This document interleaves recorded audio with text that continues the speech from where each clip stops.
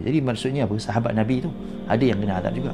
Pernah juga Nabi SAW menziarahi ataupun melintasi satu kawasan perkuburan. Tiba-tiba Nabi SAW menarik satu pelepah kurma, lalu Nabi letakkan di atas satu kubur.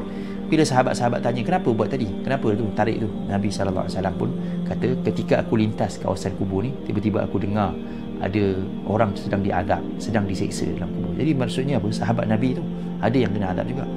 Ada dua kubur yang diazab, dan dalam hadis Nabi sebut ada dua kubur yang diazab tu bukan diazab dalam benda besar pun. Benda besar tu bagi pandangan kita lah. Sebab tu kita kena jelas perspektif kita mungkin kecil, tapi sebenarnya di sisi Allah benda tu besar. Seorang tu dia tidak membersihkan diri selepas daripada dia membuang air kecil. Yang kedua pula, dia suka mengadu domba ataupun suka mengacung ataupun suka melaga-lagakan orang supaya orang bergaduh. Jadi Nabi SAW kata ada orang yang sedang diazab. Nabi SAW pun mendoakan ataupun berdoa kepada Allah Subhanahu Wa Taala supaya diringankan azab dia.